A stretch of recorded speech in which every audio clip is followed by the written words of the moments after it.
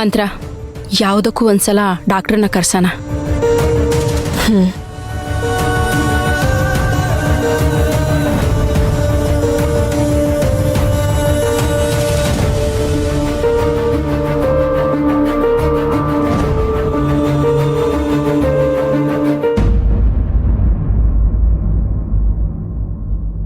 ನೀನಿವತ್ತು ಒಂದ್ ಏರಿಯಾ ಹೇಗಿದೆ ಅಂತ ಹೇಳಿದಾಗ ನಂಬಕ್ಕೆ ಆಗ್ಲಿಲ್ಲ. ಬಟ್ ಈ ಮನೆ ನೋಡಿದ್ಮೇಲೆ ಎಲ್ಲದಕ್ಕೂ ಕರೆಕ್ಟ್ ಆಗಿದೆ ಅಂತ ಅನ್ನಿಸ್ತು. ನೀನೇ ಹೇಳ್ದೆ ಅಲ್ವಾ ಮಂತ್ರ, ಪೊಲೀಸ್ ರೈಡ್ ಆಗದಿರೋ ಅಂತ ಮನೆ ಬೇಕು ಅಂತ. ಅದಕ್ಕೆ ಈ ಮನೆ ಪರ್ಫೆಕ್ಟ್ ಆಗಿದೆ. ಆಯ್ತು, ಆದ್ರೆ ಪೊಲೀಸ್ ಅವ್ರಿಗಿಂತ ಆ ವೀರಣ್ಣ ಆ ಶಾಂತಿ ನಿವಾಸದ ಮನೆಯವ್ರ ಕಣ್ಣಿಗೆ ಬೀಳ್ಬಾರ್ದು. ಅದೇ ನನಗೆ ಮುಖ್ಯ. ಈ ಮಾತನ್ನ ಬೈಕ್ ಹೇಳ್ತಿಲ್ಲ, ಆದ್ರೆ ಪ್ಲಾನಿಂಗ್ ಮಾಡಕ್ ಟೈಮ್ ಬೇಕು, ಅದಕ್ಕೆ ಹೇಳ್ತಾ ಇದ್ದೇನೆ. ಇದೆಲ್ಲ ವ್ಯವಸ್ಥೆ ಮಾಡ್ಬಿಟ್ವಿ ಮಂತ್ರ. ಆದ್ರೆ ಮುಖ್ಯವಾಗಿ ಅರ್ಚನಾ ಇನ್ನು ಕೋಮದಲ್ಲೇ ಇದ್ದಾಳಲ್ಲ. ಅದೇ ನನಗೂ ಡೌಟ್ ಆಗ್ತಿರೋದು. ಆ ನಾಟಿ ವೈದ್ಯ ಅದೇನ್ ಚಿಕಿತ್ಸೆ ಕೊಡ್ತಿದ್ನೋ ಏನೋ. ಆ ಜಾಗ ಎಂಥದ್ದು ಅಂತಾನೆ ಗೊತ್ತಿಲ್ಲದೆ ಹೋಗಿ ಎತ್ತಾಕೊಂಬಂದ್ವಿ. ಆದ್ರೆ ಅರ್ಚನಾ ಈ ಕಂಡೀಷನ್ ಅಲ್ಲಿ ಇದ್ದಾಳೆ ಅಂತ ನನಗೇನ್ ಕನ್ಸ್ ಬಿದ್ದಿತ್ತಾ? ಅವಳಿಗೆ ಊಟ ತಿಂಡಿ ಕೊಡ್ತಿದ್ರೋ ಇಲ್ಲ ನಾಟಿ ಔಷಧಿನೋ ಕೊಡ್ತಿದ್ರೋ ಏನೋ. ಈಗ ತಾನೇ ಮುಗಿಸ್ಬಿಟ್ಟು 2 ನಿಮಿಷ ನೆಮ್ಮದಿಯಾಗಿ ಕೂತಿದ್ವಿ, ಈಗಲೂ ಅದ್ರ ಬಗ್ಗೆ ಯೋಚನೆ ಮಾಡ್ಬೇಕಾ? ಅರ್ಚನಂಗೇನು ಆಗ್ಬಾರ್ದು, ಆಗದೂ ಇಲ್ಲ.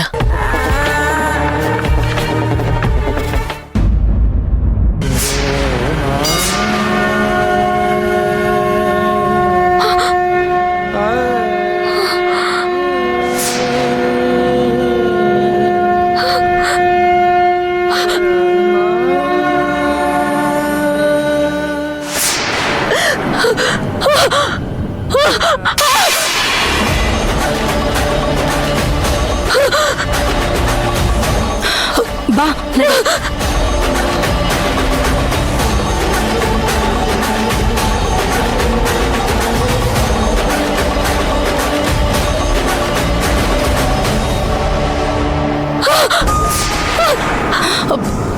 ಏನಾಯ್ತು ಇವಳಿಗೆ? ಮಂತ್ರ ಪಿಡ್ಸ್ ಅನ್ಸುತ್ತೆ. ಇವಾಗ ಏನ್ ಮಾಡೋದು? ಕೀ ಏನಾದ್ರು ಇದ್ರೆ ಕೊಡೆ. ನೋಡ್ಕೊ ಬಂದೆ.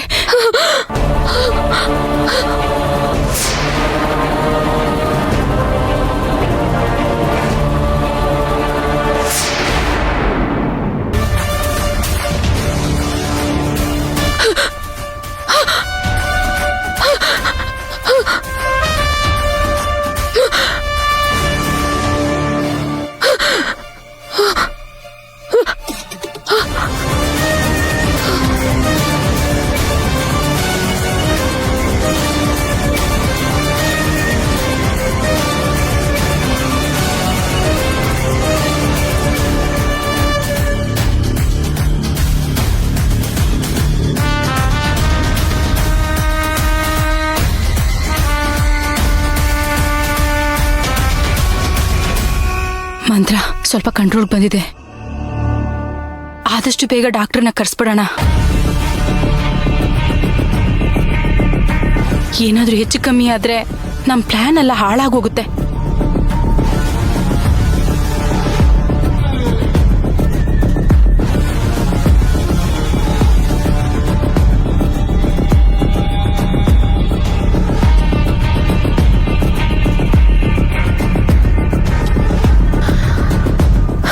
ಸದ್ಯ ಫಿಟ್ಸ್ ಕಂಟ್ರೋಲಿಗೆ ಬಂತಲ್ಲ, ಟೆನ್ಷನ್ ಆಗ್ಬಿಟ್ಟಿತ್ತು. ಮಂತ್ರ ಹೀಗೆ ಬಿಟ್ರೆ ಪ್ರಾಬ್ಲಮ್ ಆಗುತ್ತೆ. ನನಗೊಬ್ರು ಡಾಕ್ಟರ್ ಗೊತ್ತಿದ್ದಾರೆ ಅಂತ ಹೇಳಿದ್ನಲ್ಲ, ಅವ್ರನ್ನೇ ಕರ್ಸ್ಬಿಡೋಣವಾ? ಕರ್ಸೆ ಮೊದ್ಲು ಫೋನ್ ಮಾಡು. ಆದ್ರೆ ಒಂದ್ ಪ್ರಾಬ್ಲಮ್ ಇದೆ. ಏನ್ ಪ್ರಾಬ್ಲಮು? ಅವ್ರು ಪೊಲೀಸಿಗೆ ಇನ್ಫಾರ್ಮ್ ಮಾಡ್ತಾರೆ ಅಂತನಾ?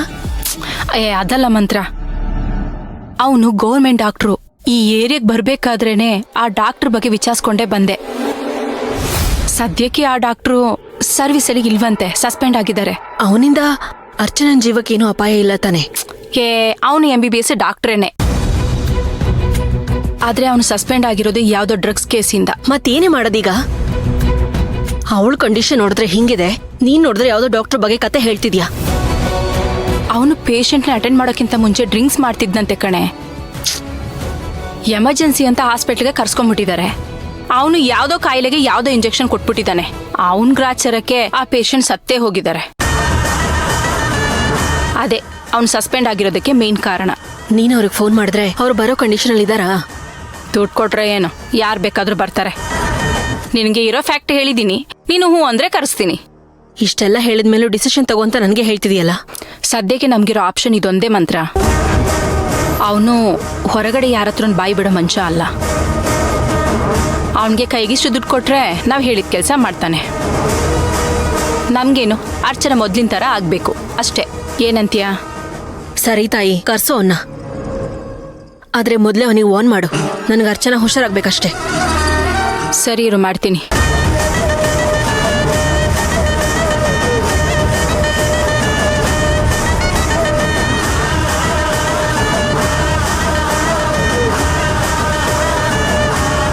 ಹಾಂ, ಹೇಳಿದ್ದೀನಿ, ಬರ್ತಾರಂತೆ.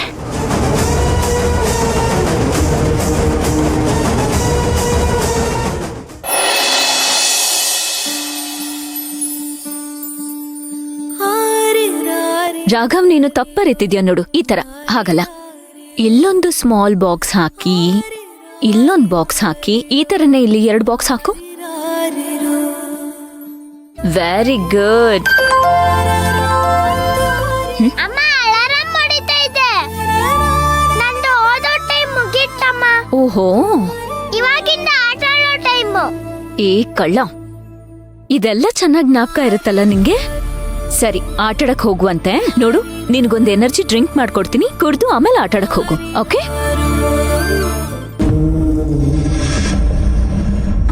ಇಲ್ಲ ಸುಮಾ, ಹೇಗೇಗೋ ಯಾರನ್ನೋ ಕೇಳ್ಕೊಂಡ ಜಾಗಕ್ಕೆ ಹೋಗಿ ನೋಡಿದ್ರೆ ಅಲ್ಲಿದ್ದವಳು ಶಾಂತಿ ಅಲ್ಲ. ಶಾಂತಿ ಅಲ್ವಾ? ಹಾಗಾದ್ರೆ ಯಾರದು? ನೀವು ಅವಳನ್ನ ನೋಡಿದ್ರಾ, ಮಾತಾಡ್ಸಿದ್ರಾ? ನಾನು ಅವಳನ್ನ ನೋಡ್ಲೂ ಇಲ್ಲ, ಮಾತಾಡ್ಸೋಕ್ಕೂ ಆಗ್ಲಿಲ್ಲ. ಆದ್ರೆ ನನಗೆ ವೈದ್ಯರು ಅಂತ ಪರಿಚಯ ಮಾಡ್ಕೊಂಡ್ರಲ್ಲ, ಹಾ, ಅವ್ರಿಗೆ ಶಾಂತಿ ಬಗ್ಗೆ ಕೇಳಿದಾಗ ಯಾರದು ಅಂತಂದ್ರು. ಕೊನೆಗೆ ನನ್ನ ಮೊಬೈಲಲ್ಲಿ ಇತ್ತಲ್ಲ, ಆ ಫೋಟೋನ್ ತೋರಿಸಿದ್ರು. ಓ, ಈ ಹುಡುಗಿನ ಅಂತ ಗುರ್ತಿಡಿದ್ರು. ಗುರ್ತು ಹಿಡಿದು? ಇವಳು ನಮ್ಮ ಹತ್ರ ಟ್ರೀಟ್ಮೆಂಟ್ ತಗೊಂಡಿರೋದು ನಿಜ. ನಾರ್ತ್ ಇಂಡಿಯಾದಿಂದ ಟೂರ್ಗೆ ಅಂತ ಬಂದಿದ್ರು. ಏನೋ ಸ್ವಲ್ಪ ಆಗಿದೆ ಅಂತ ಒಂದ್ 4-5 ದಿನ ಚಿಕಿತ್ಸೆ ತಗೊಂಡು ಆಮೇಲೆ ಕರ್ಕೊಂಡು ಹೊರಟೋದ್ರು ಅಂತ ಹೇಳಿದ್ರು. ಹೇ, ಮೀಸೆ ಮಾಮ ಎಲ್ಲೋ? ಮೇಲ್ಗಡೆ ಇದ್ದಾರೆ. ಓ ಹೌದಾ, ಸರಿ. ಹಾಗಾದ್ರೆ ಮೀಸೆ ಮಾಮಂಗೆ ಏನ್ ಬೇಕು ಅಂತ ಕೇಳ್ಕೊಂಡ್ ಬಂದ್ಬಿಡ್ಲ. ಎಲ್ಲೂ ಹೋಗ್ಬಾರ್ದು, ಇಲ್ಲೇ ಇರ್ಬೇಕು, ಸರಿನಾ? ಇದನ್ ಫಿನಿಶ್ ಮಾಡ್ಬಿಡು.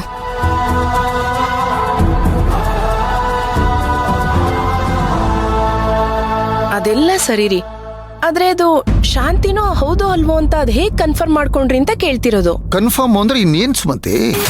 ಅವಳಿಗೆ ಟ್ರೀಟ್ಮೆಂಟ್ ಕೊಟ್ಟರೆ ಡಾಕ್ಟ್ರೇ ಹೇಳ್ತಾ ಇದ್ದಾರೆ ಅವಳಲ್ಲ ಅಂತ ಇನ್ನೇನ್ ಹೇಳೋದು ನಾನು ನಿನಗೆ? ಅಲ್ಲ ರೀ,